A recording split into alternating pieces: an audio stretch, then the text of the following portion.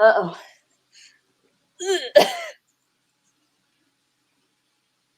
Is it number 11 already? Really?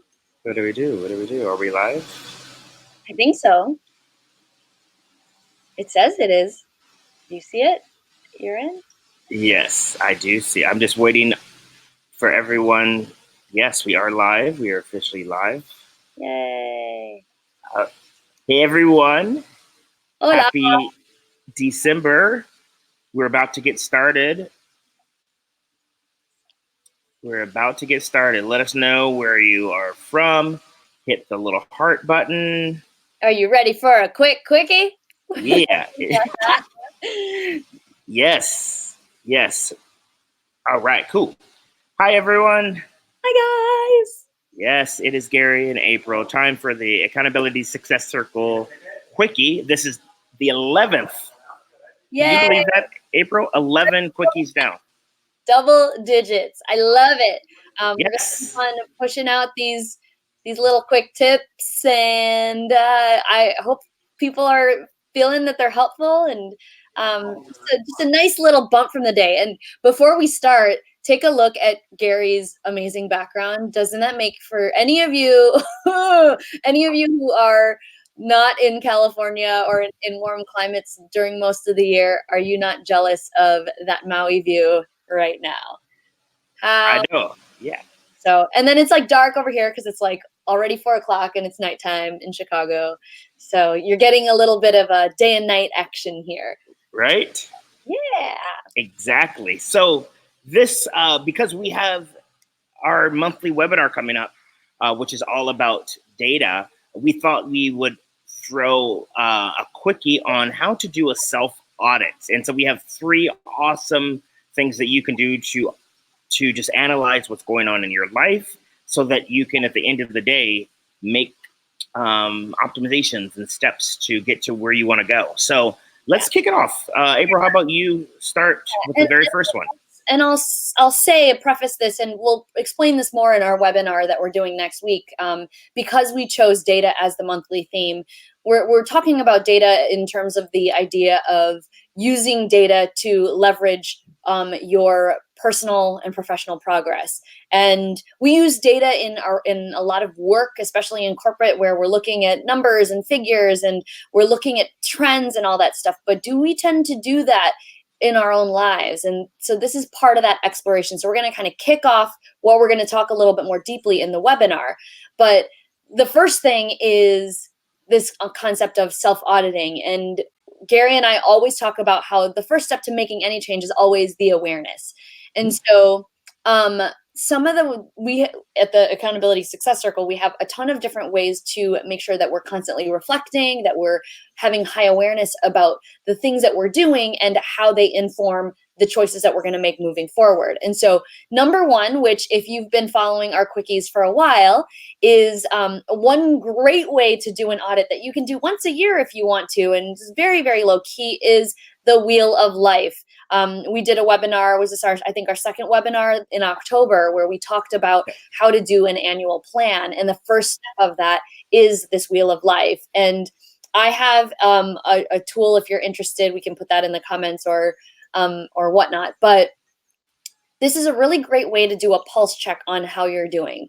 Because, and if I had I think I have my husband's here, so don't look at numbers, but in this circle pie, it basically has all these different areas of life, and you rate yourself on your satisfaction in those areas. And so it's not like how good are you doing in those areas, it's how do you feel about your success in those areas. So you're kind of doing the self-audit, like, how do I feel about my career? How do I feel about my intimate relationships? How do I feel about money and health and wellness and all of those things? So it's kind of a way to give you that data, because you're actually putting a number to it, or and it doesn't always need to be numbers, but it gives you this opportunity to kind of give yourself an evaluation. And then the later parts of the Wheel of Life tool that I've created give you additional places to reflect on what's been working and where are your opportunities for growth. So this is all data that's a little bit more qualitative, I guess, in that sense. But it's one easy tool to just check in with yourself. And you can do it monthly, you can do it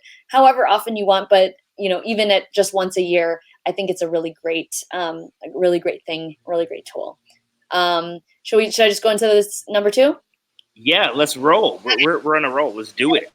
So number 2, and this might be obvious, but we don't necessarily think about it as data, is the concept of journaling and secondarily task management. So some of you guys, when I say journaling, this could be just like free form writing, which is a little bit more qualitative data, but it's stuff that you can recall and read through afterwards. So it is data that you can use to inform or even just reflect on how far you've progressed.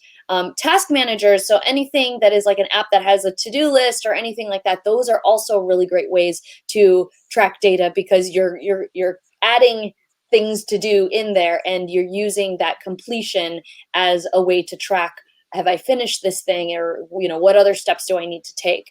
And there's a lot of different journals out there. Journals can also be in the form of planners, because people might want to structure their days a certain way and have that. So a calendar can also fall in this category. But what I love about this type of data is that it's kind of more on the short. It's a little bit clear cut. Journaling can be a little bit more exploratory, but can also allow you to, sit with your thoughts and have a place to put them down. There's a lot of planners that kind of weave in the aspects of both the planning and the more freeform writing, which is also great. Gratitude journals are another great way to kind of track your overall, positive and gratefulness, positive thinking. And so I think that that's a great way to constantly audit, because you can actually go back and say, oh, on January 1st, this is what I was dealing with. This is really interesting, because now I can kind of track how much has changed since then and what hasn't worked. It's just as important to track what works as much as what doesn't work. So if you have ways to kind of keep that as a memory, it's great. Gary, oh my God, there's like these like scrolling things on the bottom. You always surprise me with these many things, and it's like I can't even do anything because I'm not controlling the screen. Gary, do you have any comments on 1 or 2? I know you're gonna take over 3 and all. Yeah. So in regards to journaling, the cool thing about journaling is that it allows you to get your thoughts out of your head and onto paper. I know when I was trying to figure a few things out on direction with life and career, I would just set 5 minutes and just start writing. And I found that a lot of insights started to come out. And from a place of self-discovery and optimization, they do say that if you really want to achieve the things that you want to achieve in life, you should actually physically write it out, because there is something about that connection between your hand and writing it out. It just, cements it in your mind. And, just quick story. And during the Korean War, they used to have American POVs. They would have them write out statements that wasn't true, but they just forced them to copy it, saying things like that they were communist sympathizers, et cetera, et cetera. And it started to convince them that they were. You can look this up, true fact. And so there is something about that. So if you are looking to make some large leaps in your business and in your life and career, that's a good way of starting to cement it and commit to what you want to change. Yeah, I love that. That's a really cool story. Yeah. You're such knowledge, Gary. I don't have it's in there. It's in there. So if you need something, I probably read something about it. Let me know. It's all good. I got your back, Apryl. Yeah, I'm like, let me tell you a story about something that happened to me or somebody I know. And he's like, this is a known fact. So very complimentary too. Okay. I can be your Siri, Apryl. You just hit me up. You're like, hey Gary, what was such and such? That sounds like, hey Gary, what's 1 + 1? Yeah. No, I'm kidding. 2. So moving on to the third one, and this is something that I really enjoy, and it's a great way to ease into the things that you want to explore, especially in 2020, is experimentation. And I like to say experimentation through the power of play, because, and if you've been following me or you know me personally, I love how play can transform every area of your life. So you might have heard this, but if you haven't, the cool thing about when you're playing, so think about any sort of game that you've played. When you make a mistake or you hit a roadblock, you don't just give up. You like, oh, all right, what do I need? You strategize, you adjust. And that is the cool thing about, play, is that it allows you to tinker around with something. So when you have something that is a big goal or aspiration, you should ask yourself, how can I bring in the spirit of play? How can I treat this as an experiment rather than just going full in? And this will just allow you to ease into it. The researcher BJ Fogg, he talks about baby steps.